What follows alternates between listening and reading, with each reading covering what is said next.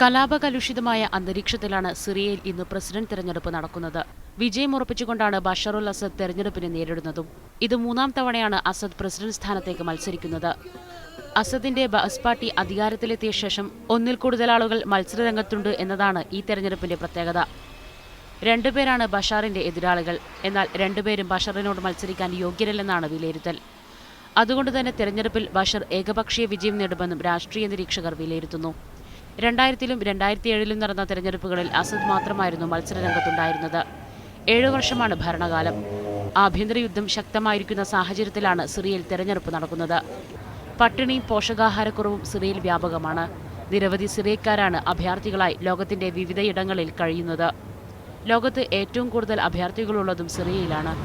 3 വർഷമായി തുടരുന്ന ആഭ്യന്തര യുദ്ധത്തിൽ ഇതുവരെ 1.6 ലക്ഷം സിറിയക്കാരാണ് കൊല്ലപ്പെട്ടത്. അസദ് ഭരണത്തിന് കീഴിൽ രാജ്യത്ത് സമാധാനം സാധ്യമല്ലെന്നാണ് ഭൂരിപക്ഷം സിറിയക്കാരുടെയും അഭിപ്രായം. രാജ്യത്ത് ഒരു ഭരണമാറ്റവും ജനങ്ങൾ ആഗ്രഹിക്കുന്നുണ്ട്. എന്നാൽ തന്റെ ഭരണത്തിന് നിയമസാധുത നേടാനാകുമെന്ന വിശ്വാസത്തോടെയാണ് അസദ് തെരഞ്ഞെടുപ്പിനെ നേരിടുന്നത്. News desk, media 1.